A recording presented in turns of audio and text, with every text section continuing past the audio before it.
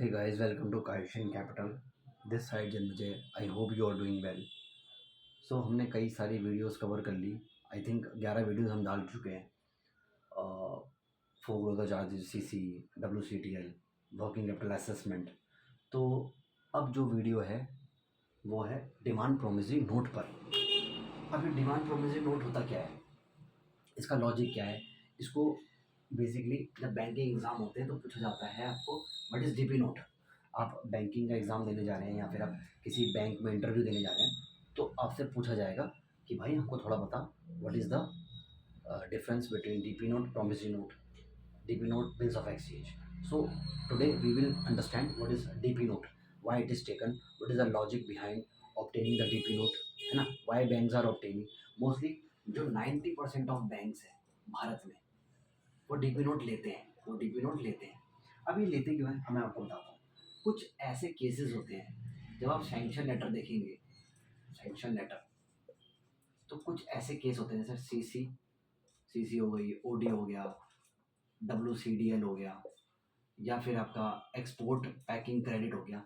ऐसे कई सारे लोन्स होते हैं जो ऑन डिमांड बैंक मांगता है. अब ये ऑन डिमांड क्या होता है, यहीं से इसकी जो इसका जन्म होता है. ऑन डिमांड का मतलब क्या होता है मैं आपको बताता हूँ. अब देखिए, सीसी फैसिलिटी जब बोरोवर लेता है, मैंने आपको बताया था, मान लीजिए उसने 1 करोड़ की उसने सैंक्शन लेटर पर साइन किया कि भैया मैं 1 करोड़ का आपसे अनुरोध करता हूँ कि प्लीज़ मुझे 1 करोड़ रुपए दीजिए. लेकिन आज की डेट में अभी उसने मांगे तो 1 करोड़, मान लीजिए उसने अवेली 30 लाख की है, ठीक है. वर्किंग कैपिटल की जो रिक्वायरमेंट थी वो थी ही 30 लाख, तो भाई 1 करोड़ लेके क्या करेगा क्या. तो 30 लाख उसने बैंक से निकाल लिए, यानी बैंक से डेबिट मार दिए. क्रेडिट हुआ ना, बैंक ने जब उसका पैसा दिया तो क्रेडिट हुआ बैंक का अकाउंट. अब उसने बैंक से वो निकाल लिए तो बैंक से वो डेबिट हो गए, ठीक है जी. अब वो इसी 30 लाख पे इंटरेस्ट देगा, इसी 30 लाख को वो बैंक को चुकाएगा या फिर रीपे करेगा, ठीक है जी. अब आपको पता होगा, मैंने आपको बताया था, टर्म लोन्स में जो होता है, टर्म लोन्स उसमें आपका एक फिक्स शेड्यूल होता है, एक फिक्स शेड्यूल होता है. यानी 1 साल, 1 ईयर, 2 साल या मैक्सिमम 5 साल. इससे ज़्यादा के टर्म लोन आप अभी देखोगे नहीं, क्योंकि आदमी का पूरा खून पसीना लग जाता है उसमें EMI चुकाने में. तो जो टर्म लोन होते हैं उसमें जो EMI का जो शेड्यूल होता है वो फिक्स होता है. EMI, इक्वेटेड मंथली इंस्टॉलमेंट, मैंने आपको बताया था. तो टर्म लोन्स में जो होता है शेड्यूल फिक्स है. भाई बोरोवर, तूने अच्छा 1 करोड़ रुपये लिए हैं, ठीक है भाई, तो इस 1 करोड़ को तू अगले 5 महीने 5 साल में चुकाएगा. एक साल में कितने महीने होते हैं, 12 महीने, 12 पंजे 60, तो अगले 60 मंथ में तू EMI देगा, यानी फिक्स हो चुका है. तो इसमें डिमांड की कोई बात ही नहीं होती. अब डिमांड कहाँ आती है, अब डिमांड मैं आपको बताता हूँ डिमांड का जो जन्म है वो कैसे होता है. जो डीपी नोट जहाँ काम आता है, जहाँ डीपी नोट बनता है वो कहाँ बनता है. देखिए, EMI मैंने वो बताई, EMI ऑलरेडी फिक्स हो चुकी है. लेकिन सीसी में आपको कोई भरोसा नहीं है, सीसी का पैसा कब आ रहा है. मान लीजिए उसने 30 लाख आज अवेल करी, हो सकता है वो अगले महीने तक आपको 1 लाख चुका दे, अगले महीने 2 लाख चुका दे या 3 लाख चुका दे. लेकिन बैंक कहेगा भाई मुझे डाउट है कि भाई ये पैसा देगा भी कि नहीं देगा, तो इसलिए बैंक आपसे डीपी नोट साइन कराता है. डीपी नोट का मतलब है demand promissory, on demand. Demand demand का डिमांड का प्रॉमिस करता है बोरोवर कि मैं वचन लेता हूँ कि जब भी बैंक मुझसे डिमांड करेगा किसी अमाउंट की डिमांड करेगा, मान लीजिए 30 लाख का उसने सीसी फैसिलिटी अवेल करी थी, 30 लाख उसने बैंक से निकाल दिए और आज की डेट में वो 2-3 लाख पे कर चुका है, लेकिन अभी भी 27 लाख का शॉर्टफॉल है. वो दे देगा, बैंक को भरोसा है.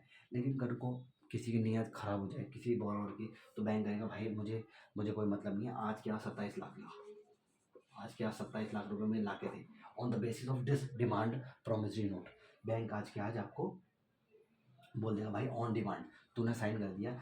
एक डीपी नोट होता है, इस तरह का होता है डीपी नोट. यहाँ पे अमाउंट आता है, जैसे यहाँ पे अमाउंट आएगा 30, सॉरी 1 करोड़, 1 करोड़ यहाँ पे वो टोटल अमाउंट आता है जो टोटल फैसिलिटी आपकी चल रही है बैंक में। 1 करोड़ का आपने अगर सीसी फैसिलिटी अपने सैंक्शन लेटर पे साइन कर दिया है तो 1 करोड़ का आपका डीपी नोट बन जाता है। अब डीपी नोट में और क्या आता है, 1 करोड़ की फैसिलिटी आ गई तो यहाँ लिखता है ऑन डिमांड, यहाँ लिखा था ऑन डिमांड। जब भी बैंक मुझसे डिमांड करेगा मैं अपना बैंक को देने को तैयार हूँ। अपनी जो ईएमआईज़ है या फिर जो भी पैसा बैंक मांगेगा मैं उसको देने को तैयार हूँ। Not EMIs, EMIs term loan होती है वो। ईएमआईज़ का मेरा यहाँ पे लॉजिक ये है कि जब भी बैंक मांगेगा मैं एक मुश्त लमसम अमाउंट उसको बैंक को दे दूंगा, that is called lump sum amount. Lump sum, EMI और लमसम में ये अंतर है, ईएमआई कट कट के जाती है, लमसम एक साथ जाती है। आपने देखा होगा म्यूचुअल फंड में आप एसआईपी करते हो, एसआईपी क्या है, एक तरह से ईएमआई है, भरे जा रहे हो हर महीने, एसआईपी जा रही है। लेकिन लमसम क्या है, एक बारी में अपने म्यूचुअल फंड में पैसा डालती है 10 लाख रुपये, ठीक है जी। तो यहाँ पे आता है ऑन डिमांड, तो यहाँ आएगा ROI। भाई किस अमाउंट पे, किस ROI पे, मान लो आपने सीसी ली थी 10% पर एनम पे, तो यहाँ पे 10% पर एनम की ROI सेट हो जाती है। फिर यहाँ पर नाम आता है Janmejay, on demand, I Mister Janmejay Bisht, son of इतना इतना, having a facility of CC cash credit with Yes Bank, IndusInd bank और SDFC, जो भी बैंक का नाम है वो नाम आ जाता है। हैविंग एन ROI आ जाती है अपनी 10%, कि मेरी इस बैंक के साथ 1 करोड़ की लिमिट चल रही है, जो कि 10% पर एनम के हिसाब से मेरा ब्याज है।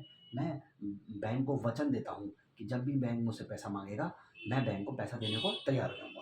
और इस डिमांड प्रोमिसरी नोट पे एक स्टैम्प ड्यूटी अट्रैक्ट होती है। बिना स्टैम्प ड्यूटी के, आपने देखा होगा स्टैम्प ड्यूटी, आपको तो ये लॉजिकल आपको पता ही होगा, जब भी आप कोई भी डॉक्यूमेंट बनाते हो, आपकी कोई घर की सेल डीड बनती है, कुछ भी बनती है, तो स्टैम्प ड्यूटी हर जगह पे होती है, सरकार का रूल है, ये एक्ट है इंडियन स्टाम्प एक्ट। उसके अंदर इसके अंदर उसके हिसाब से इंडियन स्टाम्प के एक्ट के हिसाब से इस पर हर स्टेट में अलग अलग अमाउंट है। किसी स्टेट में 1 रुपये है, 1 रुपये, कहीं 10 रुपये है। मैक्सिमम आई थिंक मैंने जितना देखा है वो 10 रुपये है। तो 10 रुपये की इसमें स्टैम्प ड्यूटी लग जाती है, ठीक है जी। ये आपका डीपी नोट का लॉजिक मैंने आपको समझा दिया। अब इसका जो मेन लॉजिक है, मतलब अब मैं आपको समझाता हूँ मेन लॉजिक। अब ये समझिए मेन लॉजिक, मेन लॉजिक क्या है, the loans which are payable on demand must have DP note. जितने भी लोन्स हैं जो पेएबल ऑन डिमांड है, यानी सीसी हो गया, ओवरड्राफ्ट फैसिलिटी हो गया, एक्सपोर्ट ट्रैकिंग क्रेडिट हो गया, बट टर्म लोन को छोड़ के जो बाकी के जो लोन्स होते हैं, नॉट बैंक गारंटीज, बट जो बाकी के लोन्स होते हैं वो ऑन डिमांड पे होते हैं। जब भी बैंक आपसे डिमांड करेगा आप तुरंत दोगे। टर्म लोन्स में तो क्या है, व्हीकल लोन है, हाउसिंग लोन है, पर्सनल लोन है, इसमें तो आपकी ईएमआई सेट है। बैंक ने आपका एक अपने सिस्टम पे सेट कर दिया कि हर 30 तारीख को या हर हर महीने की 7 तारीख को जब आपकी सैलरी आएगी तो हमने 8 डाल दिया। तो जैसे आपकी सैलरी आई 7 को, हम 8 को आपका अकाउंट डेबिट कर देंगे, आपके अकाउंट से ईएमआई कट जाएगी। तो वो तो आप दे ही रहे हो ना, उसमें बैंक क्या डिमांड करेगा आपसे, डिमांड तो ऑलरेडी एक सिस्टम में सेट है, वो आपसे आ ही नहीं है। लेकिन जिन अकाउंटों में कोई पीरियड नहीं होता, that is called maturity period, maturity, या फिर आप बोल लो एक तो, या तो फिर किसी में रिपेमेंट पीरियड नहीं होता। टर्म लोन्स में तो रिपेमेंट पीरियड होता ही है। आपके पिताजी ने अगर हाउसिंग लोन लिया है तो वो हर महीने ईएमआई दे रहे हैं, एजुकेशन लोन लिया है तो हर महीने ईएमआई दे रहे हैं, तो उसमें रिपेमेंट आपका सेट है, तो वहाँ पे ऑन डिमांड की बात नहीं आती। तो ऑन डिमांड वही आएगा जो सैंक्शन लेटर बोलता है। तो आपको सबसे पहले सैंक्शन लेटर पे आपको इंटरव्यूज़ में बोलना है कि sir we have to see the sanction letter. जहाँ जहाँ सैंक्शन लेटर में आपका ऑन डिमांड लिखा होगा कि CC facility amount 1 crore, ROI 10% and payable, तो आगे एक पेबल होता है, ऐसा कॉलम बना होता है, मैं आपको सैंक्शन लेटर वैसे दिखाऊंगा। यहाँ मान लीजिए अमाउंट है तो यहाँ पे 1 करोड़, फैसिलिटी क्या है सीसी, फिर यहाँ पे आता है टेनोर, टेनोर पे, टेनोर मतलब कितने महीने तक चलेगा। तो सीसी में तो कोई भी है भाई, जब भी वर्किंग कैपिटल नीड हुई आप बैंक के पास पहुँच गए, आपने पैसा निकाल लिया, उसमें क्या है। तो यहाँ पे होता है रिपेबल ऑन डिमांड, इसमें कोई आपका टाइम सेट होता है, रिपेबल ऑन डिमांड। तो जहाँ पे भी आपको रिपेबल ऑन डिमांड दिख जाए तो समझ लो डीपी नोट आना है। और विदाउट डीपी नोट बैंक के पास ऐसा कोई भी तरीका नहीं है कि वो बोरोवर से जब चाहे पैसा रिकवर कर ले। ऑल्दो बोरोवर ने सैंक्शन लेटर साइन कर दिया है, बोरो ने सैंक्शन लेटर साइन कर दिया कि मैं आपकी सारी कंडीशनों पे एग्री हूँ, आपने जो जो मुझसे साइन करवाया है सैंक्शन लेटर पे, मैं उसको देने को, मैं उसको कंप्लाई करने के लिए राज़ी हूँ। I am agreeing to all the condition to whom soever I have signed, I have concurred, है ना। बट बैंक के पास ऐसा कोई मैकेनिज्म नहीं है कि उसे तुरंत आज के आज अगर बैंक पैसा मांगना चाहे तो मांग ले, ऐसा कोई भी क्लॉज सैंक्शन लेटर में नहीं होता, इसलिए डीपी नोट लिया जाता है। तो यही इसका लॉजिक है, इसलिए डीपी नोट लिया जाता है। अब ये डीपी नोट का जन्म कहाँ से हुआ, अब हम वो समझेंगे। डीपी नोट भाई है कहाँ, ये आया कहाँ से, किसने बोला लेने को।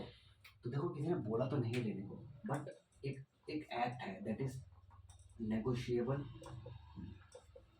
Negotiable instrument act 1881। अगर आप कॉमर्स के स्टूडेंट हैं, आप सीए कर रहे हैं, सीए सीएफए, या फिर सीएफए में तो नहीं होता ही, सीए सीएस सीएमए कर रहे हो या बीकॉम एमकॉम कर रहे हो, तो आपने इस एक्ट को ज़रूर पढ़ा ही होगा, 100% श्योर हूँ मैं।